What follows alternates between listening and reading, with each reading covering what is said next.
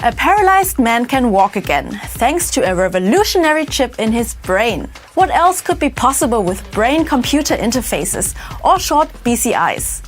Typing mails only using your thoughts? Or even save your memories and replay them at any time? Imagine having a chip in your brain that someone else could access, not just to read your thoughts, but to change them. This isn't a movie plot. This is where we're heading, because real-world brain chips are here, and so are the hackers. Welcome to the terrifying age of neurosecurity breaches, where the next big data leak might be your mind.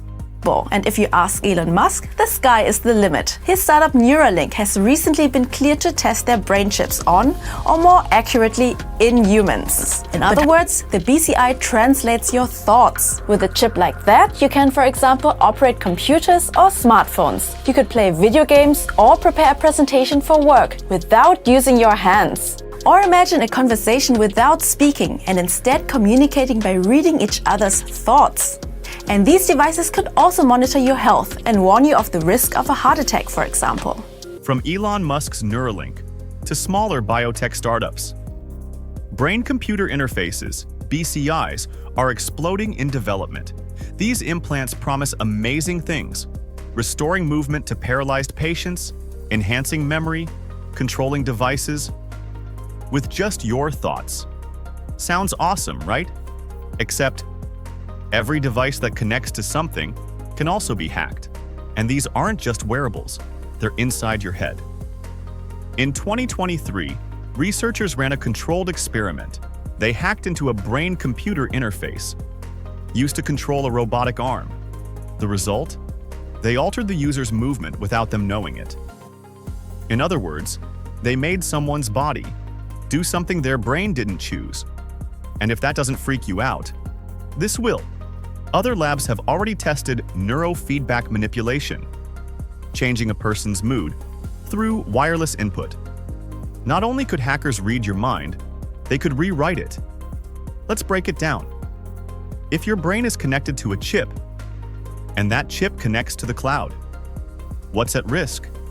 Your memories, emotional states, user preferences, location and identity data. Even your subconscious reactions. Hackers could pull your deepest fears, your desires, your medical history, and weaponize them. Think of it like targeted ads, but for your decisions. Let's be honest, everyone wants this tech.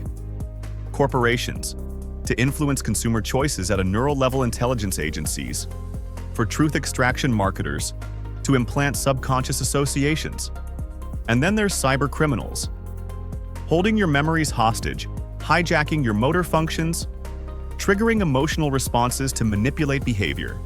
This isn't just identity theft, it's identity modification.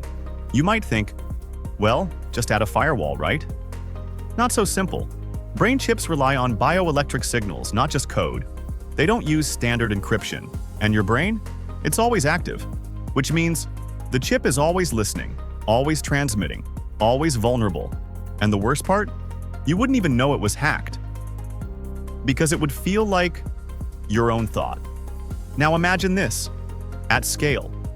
Schools implanting chips for learning enhancement, companies requiring them for productivity tracking, governments offering them for mental health support. Sounds helpful until someone flips a switch. At that point, freedom of thought becomes a luxury, because once your thoughts are programmable, so are you. So here's the question. Would you ever let a chip inside your brain, knowing it could be hacked? Because once the signal is inside your head, you can't unplug. If this one scrambled your neurons, hit like and let the algorithm know we're waking people up. Drop your wildest brain hacking fears or theories in the comments, we're watching. And if you're into tech that's too real to ignore, subscribe to TECHRUPT and smash that bell. Because in the future, your thoughts might not be your own.